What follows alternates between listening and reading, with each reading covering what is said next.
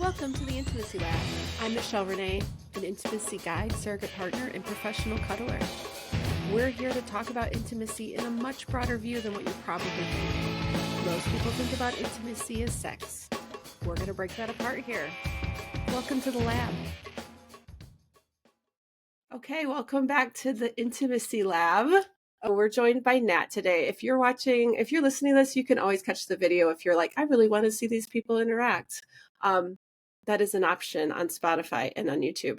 Well, I'm very flattered.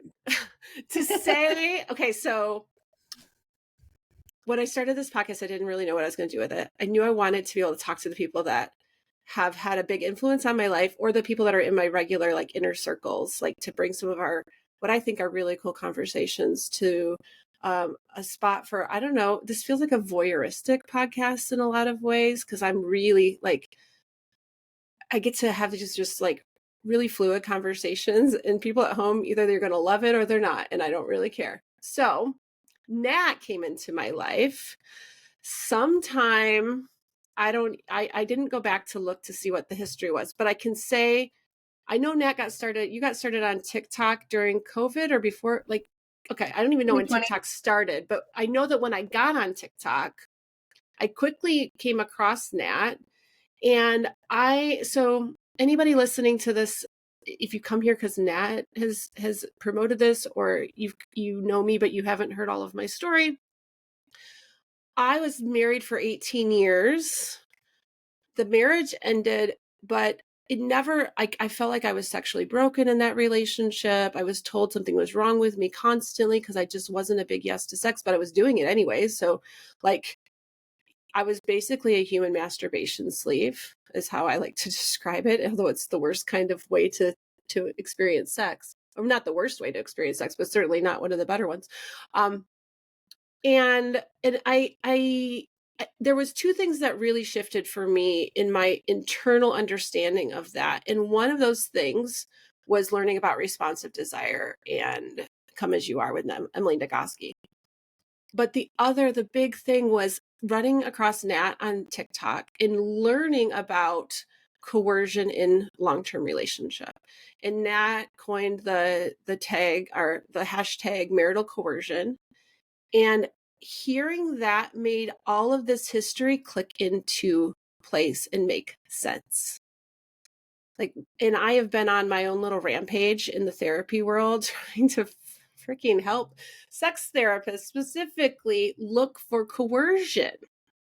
And coercion has this implication that it's this really obvious thing that, I think they get this idea that it would stand out really strong. And I'm like, no, it's so subtle. And I just want to make a little disclosure. I'm going to talk about my own experience. I can't talk about my ex-husband's experience with his voice because I'm not him.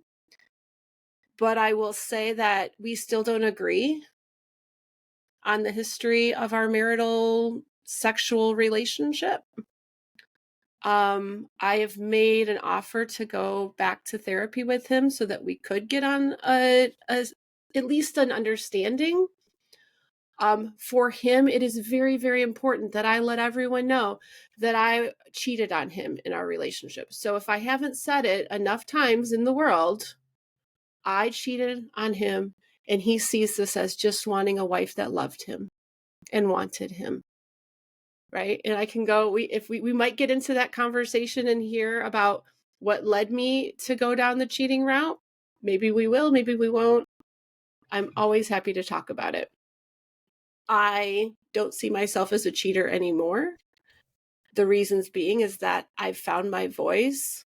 I have found my bodily autonomy. I know how to ask for what I want now, but more importantly, I know how to I'm working on how to not self-abandon any longer. Right? So today I get the pleasure of getting a real conversation with Nat. We've shared messages back and forth here and there, and I've watched and shared a ton of Nat's content. And I'm just really, really, really, I feel like a sister is sitting across from me to bring Nat into like closer into my world, but also to introduce my world to Nat. So I Nat, feel the same thank way. you so much for being here. Thank you for having me. Oh, I'm so excited. I just want to like if I know you're from San Diego, and when you come back, if we get a chance, I just cannot wait to like give you a Yeah, big long hug if you I want know. one. I Of wish I course, hadn't been there consent at the is holidays. super. What's that? I wish I hadn't been there at the holidays. That's the worst Oh, time to go because I'm stuck with not stuck with family, but I have to do I family also things. was gone part of the holidays, so that also is Hmm. a hard one for me And too. everybody else is It's with family. yes, exactly. But it'll happen. I'm not concerned about that, but I'm really I know about ripples, right? We do our own work and then those ripples ripple out to our friends, our Hmm. community, our community's community. And we just like, I know that my work has helped my children. It's really even helped my ex-husband, whether he knows it or not. But like I get that. I always have that the book Untamed from Glennon Doyle Yeah. talks about liberation is never one direction. Yeah. Yeah. That book came to me after I had already done a lot of that. Me So too. it seems to be when I find resources like that, anytime somebody recommends a book, I still go get it. But as I'm reading through it, I'm like, it ends up just being confirmation and validation for what I've done, Mhm. which is still good. It's just, I feel like we're all kind of on the same path. A lot of us are on the same wavelength. Wavelength. There we go. That's what I Words was trying are to hard. Yeah, words are hard. I'll say, intuitively. yeah. Intuitively, I think we're all kind of headed in the same direction. And yeah, it's nice to have that confirmation. Yeah, I want to talk a little bit about my experience with that book, but first, can you give us all a little introduction? I mean, other than me just like saying how I know you, Yeah. Yeah. Well, how would you introduce yourself? for those who don't know me and are here for Michelle's content, it overlaps where we talk about sex all the time. It started with my husband moving out. I asked him to leave when my oldest kid, expressed some concerns about him. Uh, they were noticing behaviors between me and dad that were kind of crossing over to the kids a little bit. As far as coercion goes, there was a lot of guilt trips and other things like when the kids didn't want to hug or whatever. We'll get into that. But it was getting toxic, and it had been for a long time. And I asked him to leave. And it was 6 days after he moved out. I was shy and mousy and sat down on the floor of my bedroom to make a TikTok video, thinking nobody would see it because I'd never been on TikTok before and I didn't know anything about their algorithm. So maybe a week later, a video blew up to 500,000 views overnight and freaked me out, and I almost deleted my account. But I didn't, because there were so many voices from women saying "Me too." Essentially, I mean, hundreds of comments overnight. "Me too." Oh my god. Oh my god. Me too. And so just Putting constantly. putting language to all of our like shared experience. I Yeah. can't imagine. I remember years ago I put out a blog after I got divorced and I started dating. I went the route of I knew I never wanted to be like traditionally employed. I had spent Mm, all of my adult life. We had like a family business. I hadn't worked for another person since like before I had kids, mm, and there was a part of me felt a worry that I would be forced to work a regular job at some point. I wasn't sure what I was going to do as a stay-at-home mom when our marriage ended, and I was really like, "Oh, what am I going to do?" I started a blog about sex and relationships, about my exploration into like non-monogamy and kink and mm. BDSM, and I did it partially to make sure I would never be qualified for regular employment. Oh, And when that launched, I used my friend built the website, and I had boudoir pictures done as part of my own healing journey, yeah. and he got those and put them smack dab on that blog, and they went out on when I launched the blog, and I just kind of sat there like, oh god, what's gonna happen? And I remember people from high school going, is that Michelle Purdy? Like that was my maiden name. Like, oh my gosh. And I got over it real quick, but like, I made that choice. You made a choice in making that video, but you didn't know that you would, like, that blog never blew up to where, like, your stuff has blown up, Mm. right? Like, would you Yeah. do it different? And I would not go back and change anything. No, it Yeah. was fantastic the way it all evolved, and it evolved because it was a very slow process over time. It was one video that wasn't even about sexual coercion. It was about, just at first, in those first 6 months or so, it was just me, another woman complaining about her husband. Right? It was just like, oh, and he does this and he does that. And then the comments are filled with men saying, but there's nothing wrong with that. And then the women are like, my husband too. Oh my God. But it wasn't abuse really yet. You know, it was somewhere in those first few months, I said something about a guilt trip and I got to do it anyway. And somebody in the comments said, are you okay? Are you safe? And I was just like, well, yeah. Like, and that clicked for me. Like, he's not in this house anymore. So, yes, I'm safe. Right. And Mm-hmm. that got me thinking about all the times that I didn't feel safe. So I started to talk about those. And somewhere in the comments, again, somebody said, that's sexual coercion, honey. That's not okay. And I was like, sexual coercion. I've heard that before. Right. Mm-hmm. And it was like, I was this baby, like, mousy Christian homeschool mom, right? That's not on my radar, but I remembered it from my youth. I remembered it being a thing when I was dating in college. I was like, there's something to that.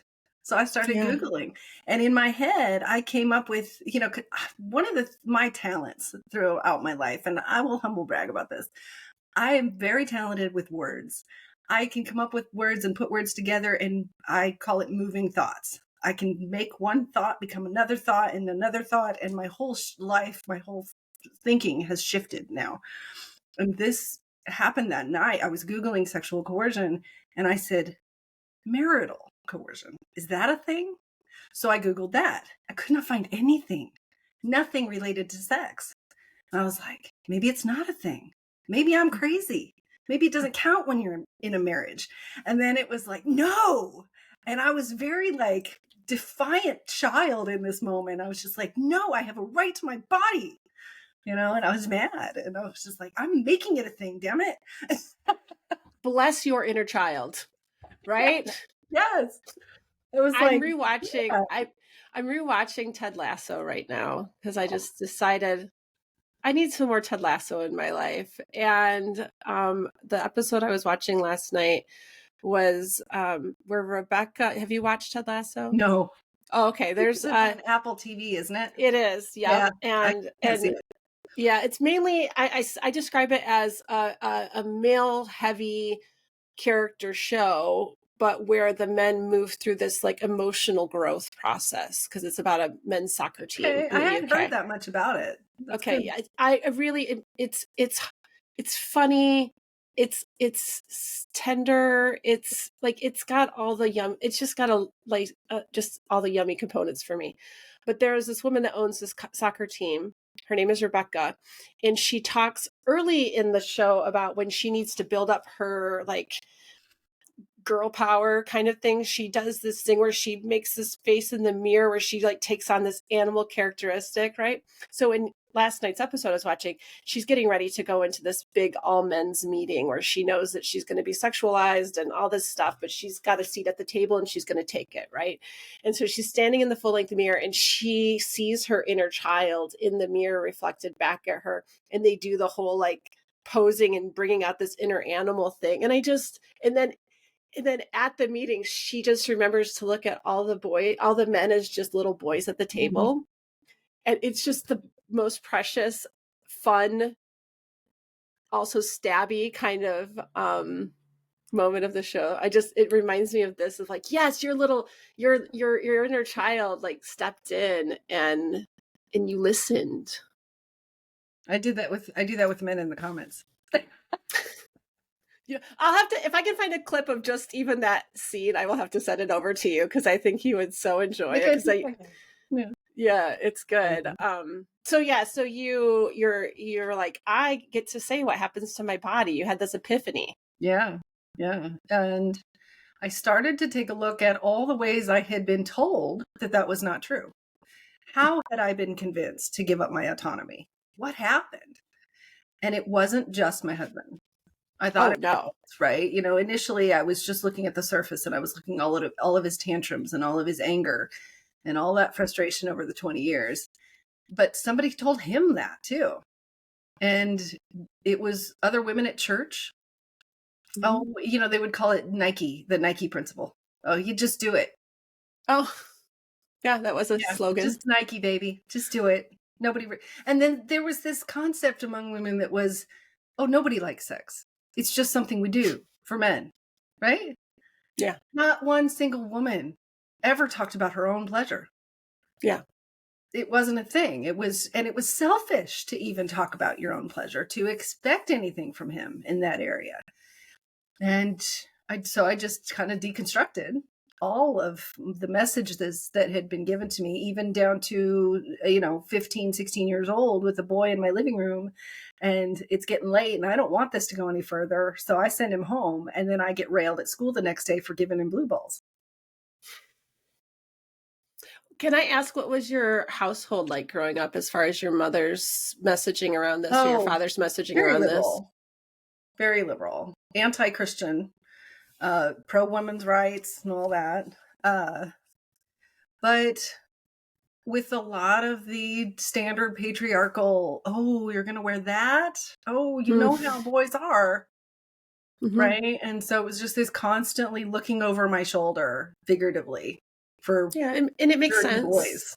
Like at the time, I mean, I think that message has just started to shift, that most of us are still living that message. Yeah. Some of us are starting to look at it, right? I just, Mhm. I, so how did you end up in the church? If you came from that background, what was the process to I was finding? running away from home, essentially. Okay. I was, what, We go towards the opposite. Is that kind of what it was? Like, oh, these I are my parents. rebelled I'm going by to do the becoming a opposite. Christian. Yeah, really, it was, I think it's what everybody goes through at some point in your life. You're looking for belonging. You're looking for your Sure. tribe, your people, somebody who gets you. And I had not been heard my whole childhood. Mm-hmm. Nobody got me. And Mm-hmm. I just wrote something the last night. I became a writer because I became a writer because the only words that were ever heard were the ones that were written. Mm-hmm. I felt like no matter what I said, no matter how I said it, what time of day, it didn't land. People Mm-hmm. didn't hear it. So as I left, high school and I dropped out of college and I ended up in the world as an adult for the first time, I just didn't want anything to do with whatever my family had. And I had Christian friends who were being so nice to me and inviting me to things to things all the time and telling me that I'm loved just as I am, the whole Christian come as you are kind of a thing. Not Emily Nagoski's version, Yes. which is much better. But Yes. I want to put they a draw picture of you. her real quick. Yeah. I need to go on. And if somebody hasn't done this already, somebody should put a picture of Emily Nagoski, like in the whole, like Mary with like the light Oh, shining behind her and stuff. I want to do that and put it in my office so much. be funny. Yeah. Yeah. No, but there was they draw you in with this message of come as you are, you're loved just as you are, you don't need to change yourself or be any different. But then once you're in, I felt Mm-hmm. like maybe 6 months to a year in, all of a sudden, I'm just bombarded with shame. Oh, but you have to do this. Now you have to do that. Faith without works is dead, that kind of thing. Yeah, you can't just have faith. Now you have to change who you are. Mm. See, I grew Like, up in the church, so and it wasn't like I had this incredibly really strict family around it. Like my mom would go really regularly, my father didn't.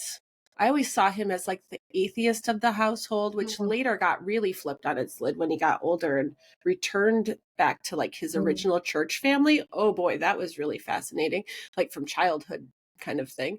So I feel like I got spared a lot of that. I was in high school. My mom was attending a Bible study. She came home and told me a story about the pastor that was leading it, how they had talked about pro-choice versus pro-life or something, and how he told her that he's actually pro-choice but can't say that. And she relayed this to me, and then I remember being in church and him like promoting some pro-life event, and I saw the hypocrisy, and it just like something happened there for me that really kind of made me start to go, this doesn't feel great. And then I also was a homeschool mom, so we have that in common. But I was the one, I lived in Michigan, and everybody assumed I was the Christian homeschooler, right? We had a really big Christian homeschool community. And I was like, no, where's the hippies? Yeah. Like, I need the hippies. And I eventually found them, right? And in part of my curriculum with my kids was we had like a religious studies section. And I learned so much about other religions through that it really changed my entire view of everything I knew growing up. Yeah. And so I moved away from that, more on the agnostic side of life, just through that. But I still got the messages. You know what I mean? The messages still came through. Yeah.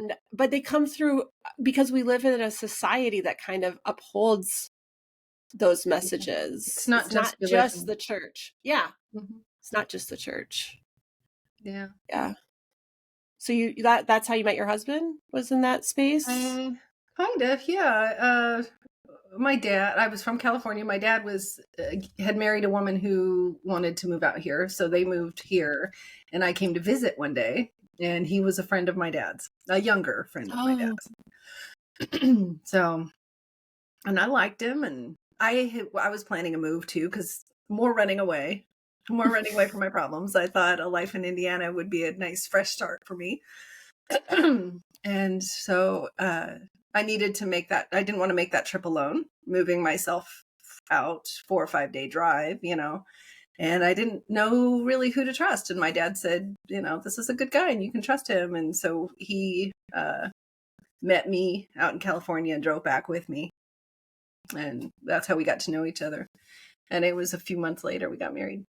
How old were you? 24, probably 23 or 24. I don't remember. Yeah. I don't have a great memory as far as those details. Some of that time feels like a blur. I mean, for me, it's, I don't know, it's complicated. I wish some of the things I didn't remember. Yeah. I remember feelings and emotions, and, Yes. I can remember how I felt in a moment, but I can't remember the date. Any chance you have aphantasia? I just want to throw this out there. Have you I don't heard know of what that is. aphantasia? Do you see pictures in your head? Yes. Oh, okay. I don't. Oh. I mean, I can if I work really hard. I can see something blurry. Oh. But I learned about it because I was at a kinky board game weekend with friends. And there's 10 of us there. And one day my husband comes running into the room I was in, and he goes, oh my God, Michelle, I have to share this thing I just learned, because he knows I'm a big geek about how people work. Yeah. And he goes, if I say the words red truck, what do you see? And I said, I see the words red truck. And his eyes got huge. And he goes, oh my God, you're this thing I was just going to teach you about. And I was like, what do you mean? Right. And he's like, you don't see you don't see like a red pickup truck or a fire truck or something. I was like, no. And he's like, that's aphantasia. And I was like, holy shit. Like everything like not everything, but a lot of my history started to fall into place and make sense of like, you don't know what you don't know. Right. And all of a sudden I'm like, oh, this helps. The first thing I thought of, this helps me understand why when I ask a client to try masturbating without fantasy and just go with sensations in their body, they look at me like I have 3 heads. Because then the first question people ask me is like, well, then how do you masturbate if you don't fantasize? Yeah. And I'm like, by what? By feelings, right? And so for me, my memory, your other senses would be heightened, wouldn't they? If you didn't have the visual center, you would have the sensations in your body. So what I also notice is that I can remember how I felt in a memory. so strongly. Like it's Yeah. hard strong. Like it's hard to let go of that feeling when it Yeah. comes up. It's really easy for me to tap into it and remember it. And in the visual part is a much harder thing That to is get to. interesting. I've wanted to talk about this, but I don't know enough about it, and I don't like talking about things I don't know. But It's in a good general, idea. I wonder if there is a difference if we strictly take away all the coercion and everything. If we're just talking about women and having these non-consensual experiences, where their body is experiencing a sexual experience, maybe it's 10 minutes, maybe it's an hour, whatever's happening in that moment, you're experiencing that. Your body is going through that. And based on whether or not you feel the feeling stronger than someone else, is that actually causing more damage to this woman? I've been trying to figure out why some women are not bothered by this at all. I wonder what's different about these women who, in their marriages, they are doing the same thing. They're having sex with their husbands when they don't want to. They're forcing Okay. themselves to do it, and they seem to have no problem at all. Were you able to listen to the podcast I sent you about Oh shoot, the no, I problems missed with duty sex? it. Okay, great. It's okay. Let me Okay. just let me catch you up because I'm going to put it in the show notes so the people at home. Okay. Um, there's a Cammie Hurst, who is a therapist, I think here in California. I'm not positive if she's in California, but she did a study of a select number of women, and she's going to, I think, redo this study with a much broader audience because they tended to be um, white women, so probably Christian background, that Mm. kind of stuff, right? And they have a hard time. People don't understand what coercion means, right? So if you ask someone, was there coercion involved? They would say no because Yeah. they don't have an understanding of all the places it comes in from, Mm-hmm. right? So what they found was that generally, of course, there's always the outliers. Generally, even if they didn't realize that it was coercion, pardon me if I totally fucked this up, they were still having, it was having an effect on their ability to have sexual desire. Yeah. So if you didn't, That's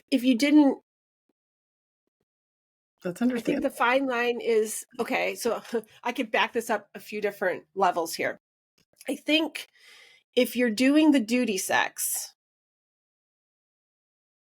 because you're willing to do the duty sex from not a place of I really want to be in this, but from a place of I'll put up with it, Mm-hmm. that's, I think, the coercion side. If you're coming into it because, like, okay, let me say now the difference of what I know about myself is that I say yes to connecting with my partner, knowing that we may get to sex, but knowing myself, I do not experience sexual attraction is what I've realized in the more recent months, is that I'm on this asexual spectrum for sure, because I can tell you I think there was one time I did experience sexual attraction and it scared the shit out of me because I was not used to feeling it and I like ran out of the room kind of Mm-hmm. thing. Like looking back, I'm like, maybe that was sexual attraction. Maybe that's why it felt so weird to me. I can get to sexual desire, right? Through I know what the recipe is for Mm-hmm. me, right? Mm-hmm. I need some connection time, meaning closeness, probably cuddling, some deeper conversation to feel a emotional connection. And then I know what I can do to my partner that he'll have a certain reaction that makes a certain, like he makes a certain noise that turns me on. Mm-hmm. Like we talk about in response to desire, arousal shows up. With arousal, I get to sexual desire. Mm-hmm. Doing that from a place of, I know this is how I work and I want to get to sexual desire Mm-hmm. from a place of my own want, that is very different than what I know from back then, which is, yeah, sometimes I would be able to get to well, I would at least be able to get to arousal. Yeah. But it wasn't because I wanted to. It was my body responding. So the arousal non-concordance kind of shows up in Yeah. that space of like, yeah, I was able to have an orgasm, but I didn't want to be there. I didn't want the orgasm. That I remember that feeling. Like, because now this justifies this moment that I didn't want to be here. And now I'm gaslighting myself because Yeah. did I not want it? Maybe I did want it. I'm so confused. Yeah, and that's the thing. I think nobody sat me down and said, you should want to have sex before you start to try to have sex. Yeah. Right? My mom would give into sex with my father. It Mhm. was known in my household that this was a thing that she would try to avoid at all costs, Mm. but it still happened. So we had that modeling. That's why I asked about what your parents were like, because I didn't know any different, right? And I was just being told that there was something wrong with me because I didn't have the sexual desire. Yeah. I don't remember any discussion of sex with my parents, and I don't remember even thinking of them having a sex life at all. Well, I've Now, asked my if they sisters. ran, yes, but not my mom and stepdad. No. I've asked my sisters, like, how do we know this thing? Because it's an interesting thing to say. I know this thing about my mother, Yeah. right? And people are like, how, like, and What I'm were the like, signs? I'm curious. it was a running joke in our house that mom would put on extra clothes before she went to bed to put more distance between, like, there Yeah. was less access. There was a running joke that she wouldn't shave her legs so that dad wouldn't want to touch her. I just in the shower today, just before this morning, I was coming up with a list because I'm about to make a video about this, but I was making a list in my mind of all the things that I did to protect myself. Keep going. You've got two of them right Yeah, at me. those are the two that stick out for me. What I know that I did in my world, and I didn't do this consciously. This is one of those things I look back at. I gained a lot of weight Mm-hmm. in my relationship. And I know there was a part of me that thought it would make me unattractive and he would leave me the fuck alone. Mm-hmm. The only time, this is a man, boy, if he ever listens to this is a man that could be puking and still think that he needed to have sexual Yeah. contact with me because he had needs. Every day there had to be some kind of release. So we had a rotation, and people are mortified when I say this, but literally penetrative sex, oral sex, hand sex. Every day, rinse, repeat. What day are we on? Oh, we just did this yesterday. We're doing this today. Do you want to come today? And I would say, it's too much work. Mm-hmm. I came yesterday. It's too much work. I can't do that again. Like, that was in my world. I thought everybody's life was like this. For me, it wasn't even that. I hear stories like that, and I'm confused sometimes because it sounds like sex became this cheap service that you provide to him, and for It was me, like making breakfast. yeah. But see, and for me, I think I was so thrown. Part of what took me so long to see it was that he was always trying to be so romantic about it. And this Mm. twisted my mind all up because I knew if I didn't do it, I'd be in trouble. He'd be angry and stomping around the house for another couple of weeks until I finally gave in and did it. But then in that moment, he was just so loving and doting and tender and gentle. And then afterwards, for 24 hours or so, it was like he was just all over me, Mr. King of Romance. Just, oh, you're the best. You're amazing. Wasn't that beautiful last night? I loved it. I had such a great time. And then And you're over the next supposed to few be like, days, me. I imagine yeah, he's waiting for you to be like, oh, yeah, it was fantastic. right. But then I also, at the same time, I'm like, well, that's the husband I should have. Where have you been? Like, and like, I want to keep that husband. I want him. Why can't I have him? And so then days start going on and the kettle starts to heat up. And he's, Mm-hmm. again, another week or so, and he's about to blow. And so I know in order to get that guy back, I have to do it Mm-hmm. because there's no way he's going to love me and treat me with care unless I do it. Yeah. It comes in so many different Yeah. ways. And if it had ever been like it was for you, he would have been disgusted and wouldn't want to do it if I saw it that Mm-hmm. way. Yeah. I look back now and I've said this to my ex. I've said, I think that you really were craving connection and you didn't know how to get it any other way, Mm-hmm. but you didn't actually get it. Right. Right. Right. I say It, that it to just, men all the time. yeah. I know you're craving a connection to your wife. You just think that it comes through sex and you are afraid of going and looking at other ways to get that connection because Mm-hmm. that's going to open up some wounds for you. Mm-hmm. I know Yeah. it is. Yeah. We got to have our buckets filled in other ways before, at least for me, I Mhm. can't speak for everyone else. I'm sure there's some people out there that are like, no, sex fills my bucket. Cool. Go do you. And you're probably not dealing with an issue in your relationship if you're both on the same page. the problem is when you feel like that's the only way that this person is trying to connect with you, Mm-hmm. and that when we look at it, and I'm going to generalize, I know it's never just one, this is not just affecting one gender in certain directions, right? But we look at people socialized male at birth, they lose access to touch so much sooner than our daughters do, Mm-hmm. right? And so touch becomes, or sex becomes, the access to touch. Mm-hmm. Sex and sports, basically. Yeah. You can think of it that way, right? So I remember there was a video, there was like a documentary put together, gosh, it must have been in the early 80s. And they show this progression, and the guy comes up behind the wife who's doing dishes, right? And he grabs her and she's like, could you not? Right. And it's that every time you touch me, you're trying to consume something from me, Mm-hmm.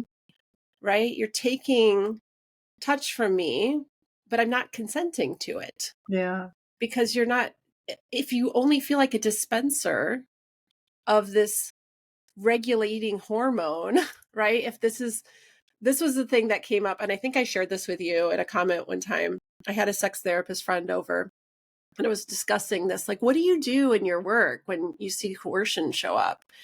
And she's like, I send them over to out of control sexual behavior therapy because they're using sex to regulate their nervous system.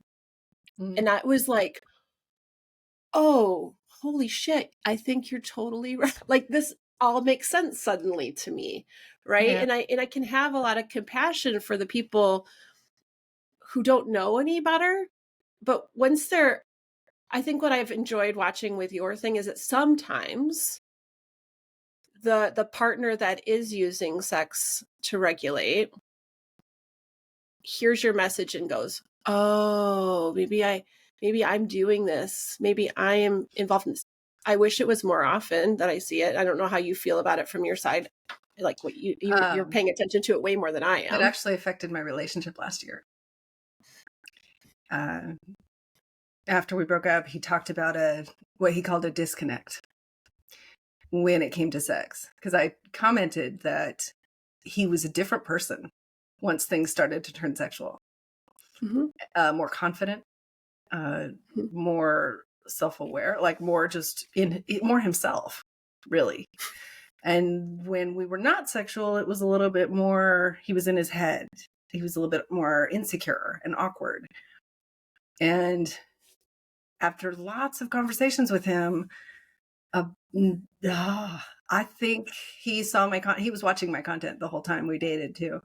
And I think he saw himself in that. And I think I could feel it at times that he was feeling like there were emotions he couldn't access. He Mhm. had not done that work, but he was feeling it. And he would sort of get into this panic mode.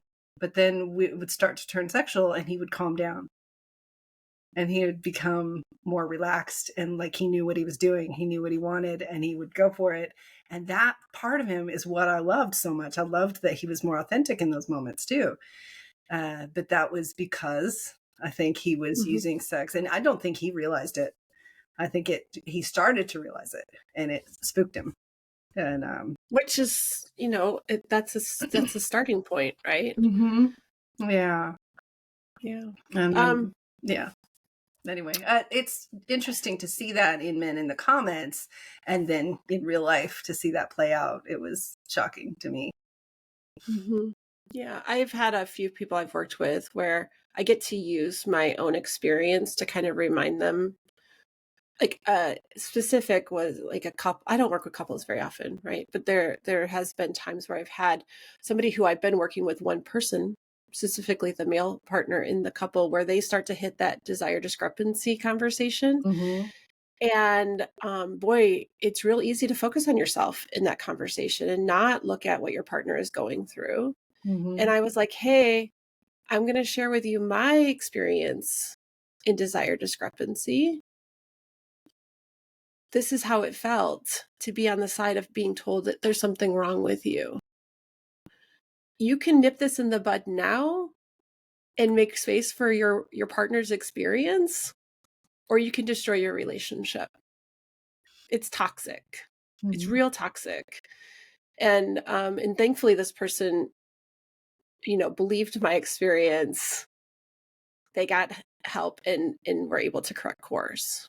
Well, all of society is on the side of the person who has the desire and wants it. Mm-hmm. And there's something wrong with the other person who doesn't. Yeah. Yeah. And some of it is just lack of real sex education, Mm-hmm. right? When I got to see, I was at a therapy conference a couple years back, and I was in a presentation with Emily Nagoski. Mm. The minute she opened her mouth, I just started crying Yeah. because I was just like, this is the woman that made me feel like I wasn't broken, Yeah. even though I'd done so much work past. This is like, I didn't read Come As You Are until we were in COVID. And Mm. I had referenced that book so many times in my world, because just based off of the TED Talk and all this stuff. I finally read it, and it was like, I was already well past, I had done my work around learning to masturbate, and I had gotten into all the work that I'm doing now. And it was still Mhm. then when I went, oh, there's actually nothing wrong with me. Yeah.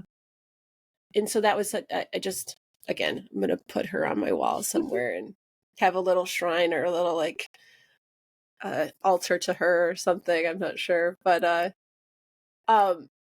want to go back to Untamed, Unleashed. That's the first thing that came out. That's the next book, right? I remember. Yeah, right. Oh my God. So many things popped in my head. I remember hearing an interview with Glennon Doyle on Brene Brown's podcast about that book. Mm. And I remember crying a lot because it felt like it was very much giving me permission for a Mhm. lot of the choices I had decided to make Mm. after the marriage ended. Now, mind you, I don't get to claim that I ended the marriage. He ended the marriage. I don't get to be like the hero of the story, but I have taken over from there, and I feel pretty good about what's happened since then. But I heard about the book and I thought, oh my gosh, all the people I want to share this with, I'm so afraid that this book would destroy their relationship, and I don't want to be responsible for that, was the first Mhm. thought that came to mind, right?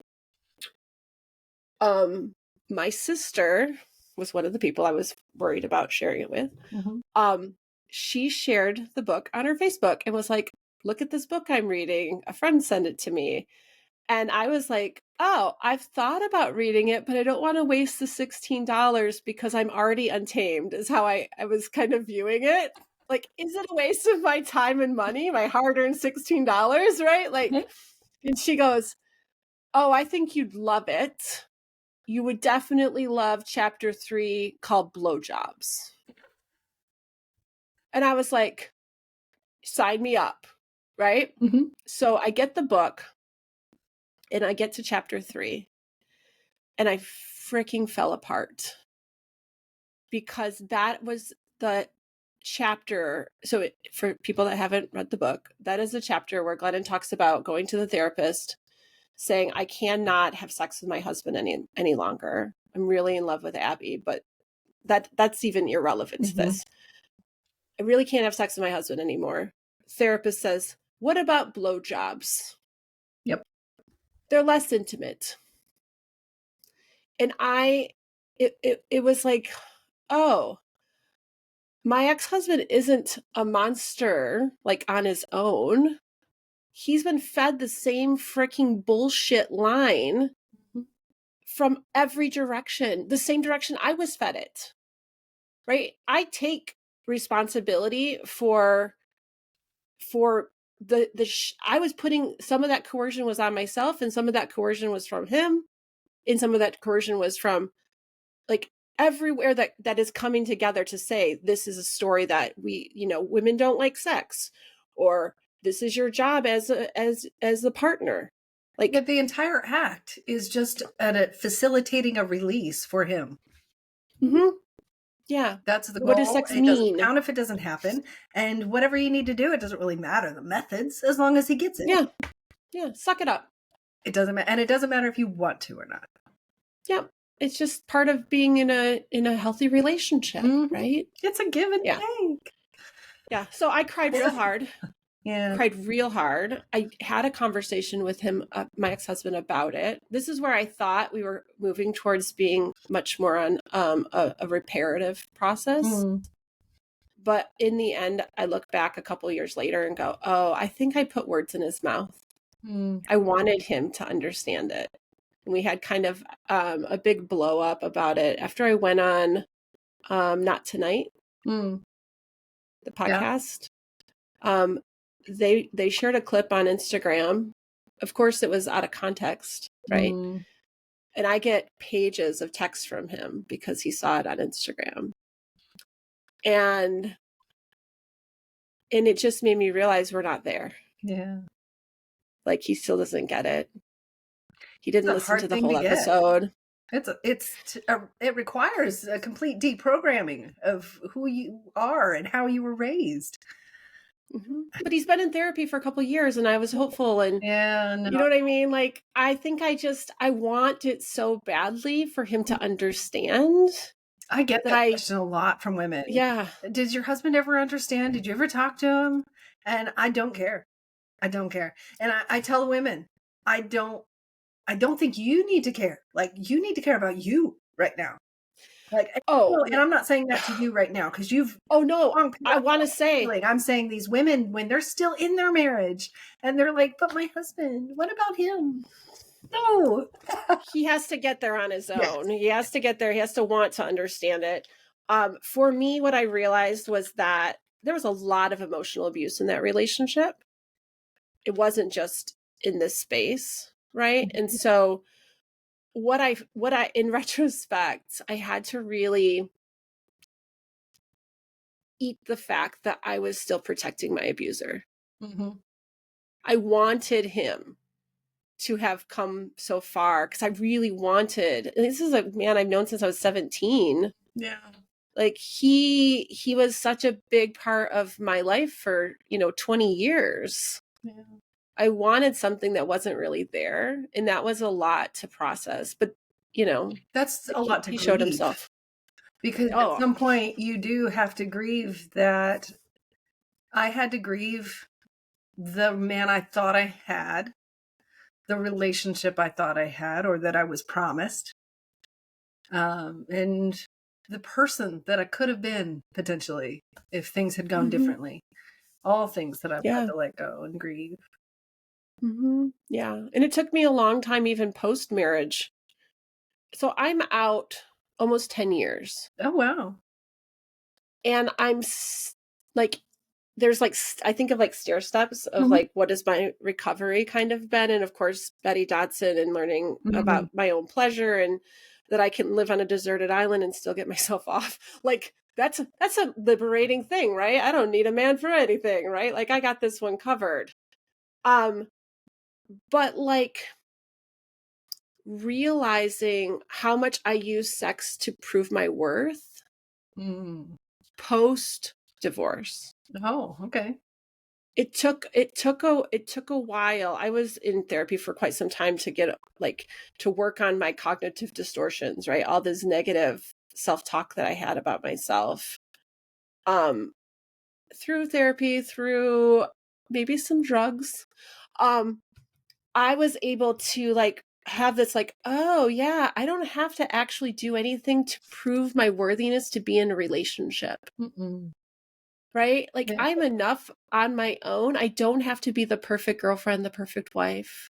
And like, these are things that have only come up in the last couple of years.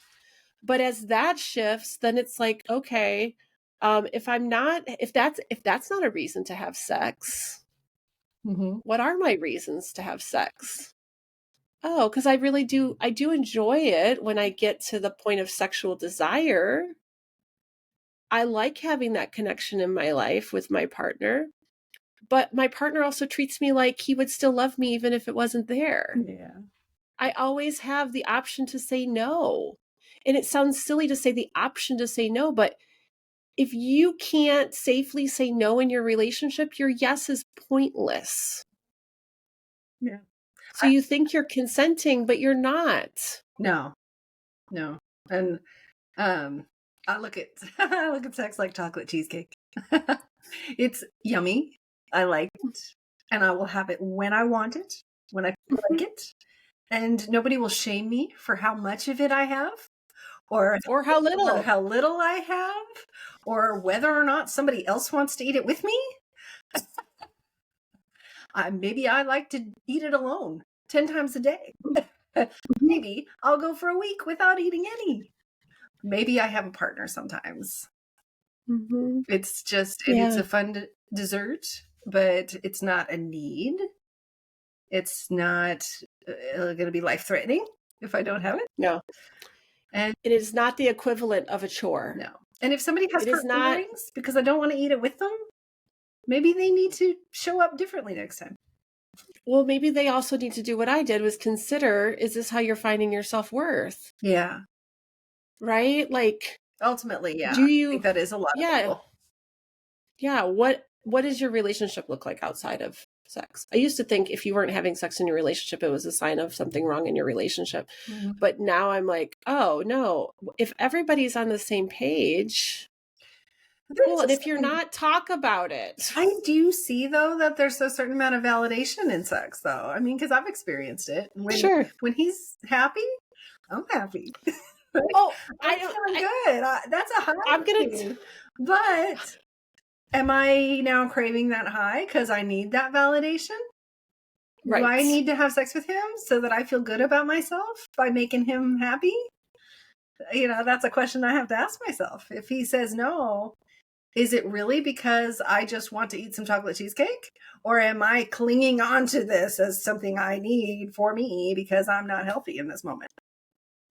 Oh, I'm gonna high five myself, pat myself on the back for all the great things I am capable of doing, right? Yeah. Like I like a good, wow, that was amazing, right? Mhm. I like to be fed in compliments and whatever too, but it's in addition to how I feel about Yes. myself. Yeah. Yeah. I already need to come It's into that sexual experience having validated my own needs first. And I know that, I'm worthy and I don't need this. You've done that work specifically, though, it sounds like.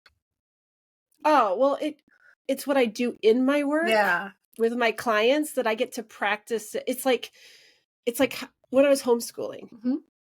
I was not a very rigid homeschooler of like, here's our curriculum and these are all the things you're going to do. Mhm. I was like, let's mix like Little House on the Prairie. Let's make sure we do some reading, writing, arithmetic, right? Yeah.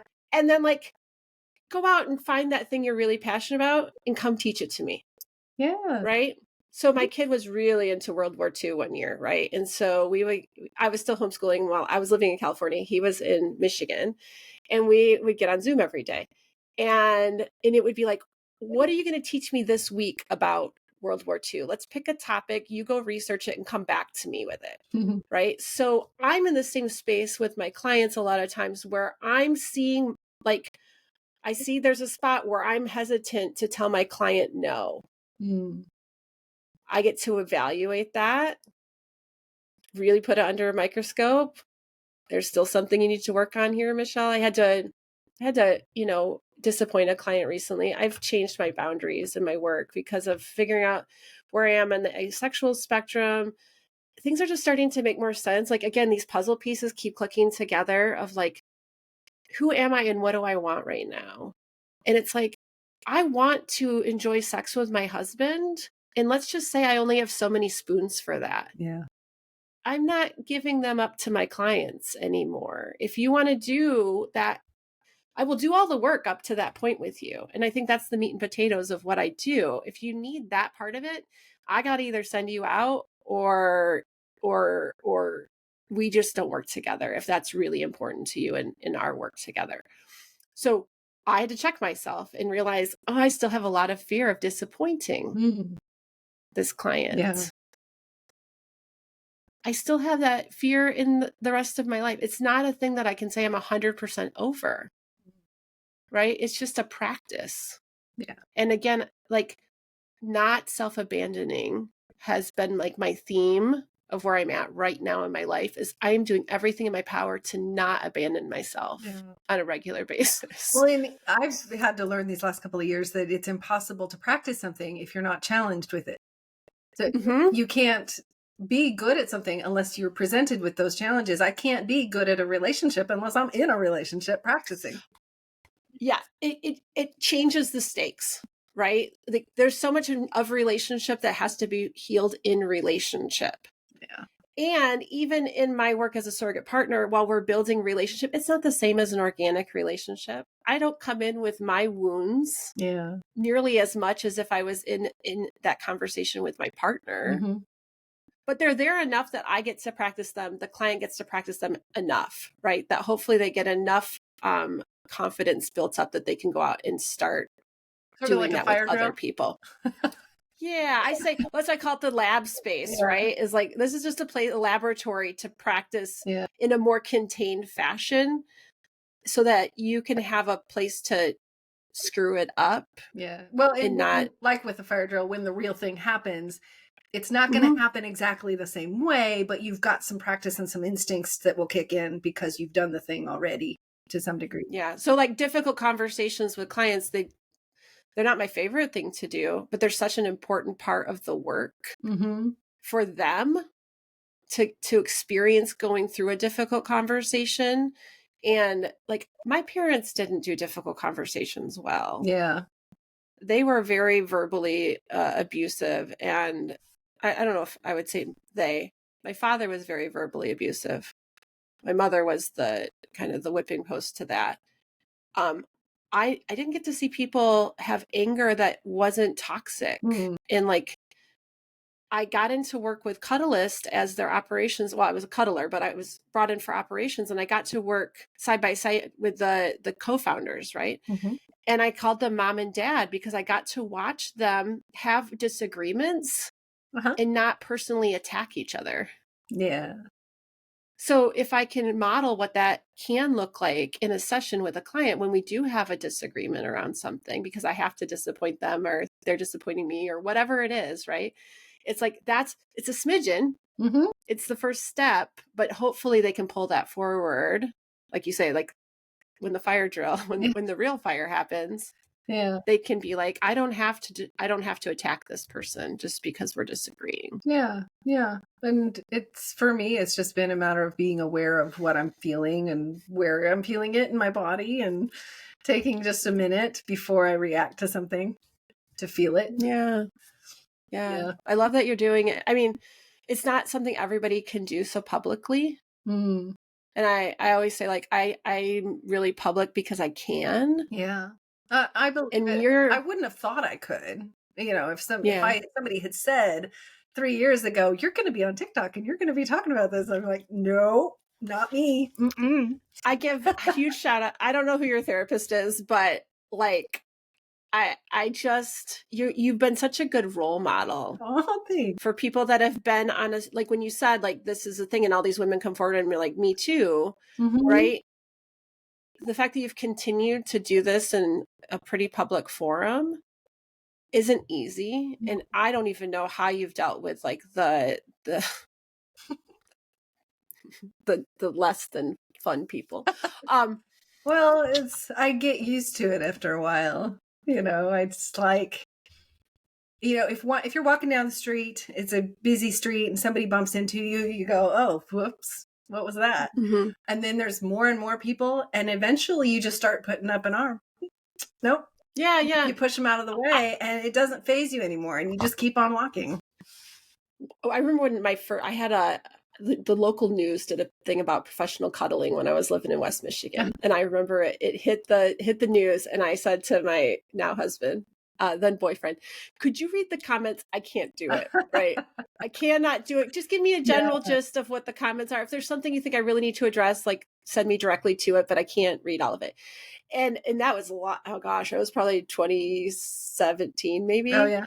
And now I'm like, oh, I'll go through the comments with just like laughter. It just kind of, it's such a, I'm glad I'm on that side of it. I'll just Yeah. say that. Like, it was a good practice of like, who do I care? Like Brene Brown says, like, you should have a little tiny post-it note of the names of people that you really matter, what they think to you. And the rest of them just can slide by. And I'll say it's not just people that matter to me. It's how to recognize when it's genuinely somebody witnessing something in me that they need to point out for my benefit versus what Mm. most of the time is happening is some kind of projection. When Oh, when yeah. I read comments, even if they're from mutuals or even just a few days ago, I don't know if you caught it, I had a mutual of more than 2 years made a public video attacking me in the middle of the Oh, night. no. Oh, it was bad. And so all of a sudden, I'm activated. I was like, wait, where is this coming from? I know this woman. Why is she yelling at me on TikTok like this? But when I see everybody now through this lens of something's going on with them, this is not me. Whatever Yeah. this is, it has nothing to do with me. So let me start from that place and look at Mhm. this situation objectively from their eyes. What's going on with Mhm. them that's making them lash out at me like this? Whether it's a comment or a video or a DM or whatever, that's my approach now. So even when it's with the people I care about, I'm still looking at what's going on in them, unless I can get the sense that, hang on, they're definitely coming to me with something that I'm doing that's harming them. And we need to have a conversation about that. My kid confronted me last week about something in the moment and was like, Mom, you're doing this again. And I was like, oh, God, you're right. I'm really sorry. And I pulled back. But like, Mhm. that's different than an internet attack. I know that guy online who's mad at me has nothing to do with me. Yeah, I think all the list of things you wish they would have taught you in high school. Mm-hmm. Um, I feel like that thing about the times that people will project is almost Oh 100%. yeah. Like, and it just makes everything feel different once you have that. It's almost like a secret code. Mm-hmm. Once you embody that, it's like so much easier to deal It also with. keeps me aware when I do it Oh, yeah. because I check myself and I'm like, okay, that was me. I was not telling them that for their sake. That was me. So like it puts me back into a space of right now as I'm typing this comment, am I genuinely interacting with them and what they're saying? Or is this something that I'm coming up with out of my own Mhm. experiences? So It's the hitting emotional maturity, yeah, I think, is it takes where a it while. really it does. But that's like, how generationally healing is that? Yeah. Like, I know how many times I wished I could have gotten an apology from my parents, from my ex-husband, and I do that very freely with my kids because, like, I want to take ownership for when I've screwed up. Yeah. Yeah. And Like, it recognizing that just, when it's painful, that pain is coming from pride. That's all it is. That's my ego kicking in right then and there because my feelings are hurt because I've been caught at something. I've been caught at doing life Mhm. badly for a minute. Like We just weren't perfect for a hot I second. know, right? Like I We're was all up. human. So the Yeah. reaction should be the reaction is not dig in my heels and double down. The reaction is No. what did I do? Shoot. I did do that. Right? And it's kind Yeah. of like, oh man. And then having self-compassion Yeah. Yeah. that we're not, And that's hard. I'm That's not something that has to perfect. be learned. Because I know my Mhm. kid struggles with that. I have a kid that struggles with that. Constantly beating themselves up when they're caught at something. Yeah. Well, I mean, some of it is where they're like where they are in their development too. Yeah. Like sometimes they're not there yet. Like it's just Yeah. something that we Well, and get I as our think part of it too is coming brains from a grow. Christian home where I held myself to such a high standard that rubs off on the kids too. I was like that. Sure. Yeah. Yeah. Well, I want to ask you the we're not really strangers card. Okay. I've put it off. I haven't. I usually start with it, but I was like, no, this I'm one's going to be ready. I'm great ready. for wrapping because I think it'll start to say, where are you now, Nat? What are you doing now, Nat? Oh, okay. So, with insider information, do you believe everyone has a calling? Is this yours? Yes. Yes. I believe everybody has a calling. I don't know that everybody figures out what their calling is. I Mm-mm. think it takes a lot of introspection and time with yourself and time with whatever spiritual connection you have to get outside yourself, but not inside other people. Like we talk about projection. Don't not letting other people project onto you, I think, is how you find your calling, is Mm. being centered and grounded within yourself to know yourself well enough to know what your talents are and where to let those things develop. And For me, it seems to be uh, speaking and writing and making people see the world differently than they did before. Taking Yeah, this information, through your own turning it experience. into this to help people break it down a little bit better. Yeah. I think of like, I would not be here right now without a certain series of events Mm-hmm. happening. And there is nothing about my life right now that I would change. Like, what that is like the ultimate of freedom Yeah. and autonomy and choice. Like, gosh, having choice. I've heard my mentors say, like, it's not, the choice you make isn't as important as having a choice, Yeah. making a choice. Yeah. Yeah. Well, yeah, I tell that to women all the time. It doesn't matter whether you have sex or not, just that you're allowed to not do it when you don't want to. It's Mm-hmm. that you That's have what love the is.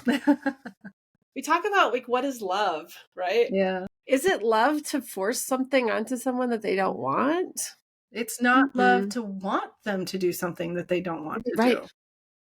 Yeah, I've been in that relationship. I know we're veering a little bit. I want to talk about what you're doing next, Mhm. but I want to say I did get the opportunity to be on the other side of Mhm. this. I had a relationship with a man, my first really long-term relationship after my marriage, not my current one. Um, and we figured out pretty quickly into the relationship that, well, eventually we could call it free sexuality, which is like the opposite of demisexual, which is like, I need a real strong connection to Mhm. find sexual attraction. In his case, the connection actually moved him beyond sexual attraction. So it was like he didn't want to have sex with me once we got a stronger connection. Oh, And I was 40 years old dating a 24-year-old. It was all for the sex, right? There was yeah. like, that's where I was looking, right? And so it was very confusing to me that I was like, it was also he was very dominant and I was very submissive with him. Yeah. So it felt like a power dynamic play at times where I was trying to be the good enough girl that he would let me have sex Oh, kind of yeah. thing. It was so not where I'm at now. But it became really clear at one point. I said to him, this all like shut down within probably 6 weeks of us starting to date, where I was noticing it felt like I was having to work for sex. Mm. And so I said to him one day, it feels like you're having sex with me because I want to have sex, not because you want to have sex. Is that true? And he said, yes. And I said, we have to take sex off the table then, because I won't put somebody that I love through that, because I've been on the other side and it doesn't feel good Yeah. for me now or when I was on the other side of it. So it's that's what I think of, like when I think of what it means to love someone, Yeah. is to put that, what is, like, what is good for them. Yeah, I said in a video yesterday it's balance though, because what I see on the other side is the women who are giving into sex because for the same reason, right? Because I have to That, and consider that's not his okay. feelings. And No, I no, truly no. love him, right? But you So can't abandon yourself in that yes, so process. without self-abandoning. And so on the flip side of that, if you're a person who really does genuinely crave that connection physically, and you feel like there isn't a real strong connection outside of that, that's a okay to conversation to have, as long as it's not coming from a place of trying to get them to move toward more sex. It's just a genuine curiosity and understanding of their situation. And should we end this relationship? Yeah, or change our agreements, Yeah. or um is there something that would feel good for connection so that we can have our connection? Because I think that a lot of times, if you could rebuild that connection in other places, the sex connection might come back, but it has to be on its own fruition. It Yeah. cannot be out of pressure. Yeah. It has to be because I feel really connected to you, and I'm a yes to adding that connection back in. Yeah. But But on that its own, I don't communication think is it so, probably I'm glad you've works. had that communication. That's important. Oh, I have it. Yeah. It's one of those things that I refuse to have moving forward outside of that. Mhm. Like, it was just one of, I don't know. I want to say it was like a firm requirement. I had to be able to talk to my partner, and I really wanted them to be able to talk openly with Yeah. me. Like, it was really, really important to me outside of that, because I never felt like I could have that Yeah. conversation I agree. first I time around. think no Anyway. matter what dynamic you have in your relationship, that if you don't have that open communication and you don't feel safe to talk to each other, it doesn't matter how great everything else is.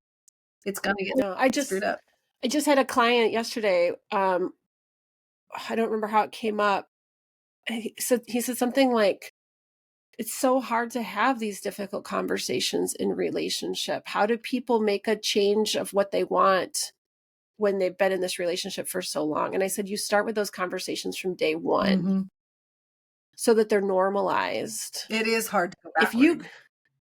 it's really hard to go backward. You don't say 15 years into a relationship, oh, hey, I need to talk to you about something that like is big, right? That's not, you do it all the time, starting in much smaller right from the beginning. Let's have relationship check-ins. Yeah. Let's, But I think women need to normalize know, this. women need to be taught that it's okay to leave a relationship if a man is not having those conversations in the beginning.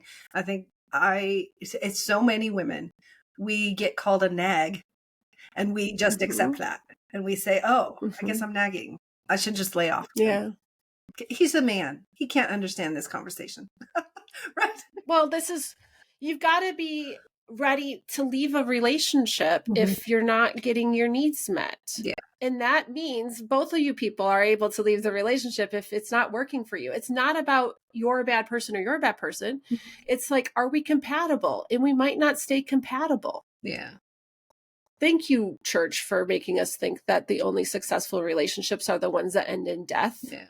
Well, like, that's what I see the compatible word come up a lot because people will, this is so crazy. It comes up on a video that I made about a man taking what he wants in the middle of the night, essentially, right? And I've not consented to this. This just happened to me. But I got a woman in the comments not too long ago who said, well, if you're not compatible, why are you together? I'm like, what does compatible look like in this scenario to you? Well, okay. I don't know this person's story, but I do come from the kink and BDSM world, and there is some stuff around that kind of play, but it's consensual. Right, that's the point. Right? That's the missing part. But in this video, it was very clear that this was not consensual.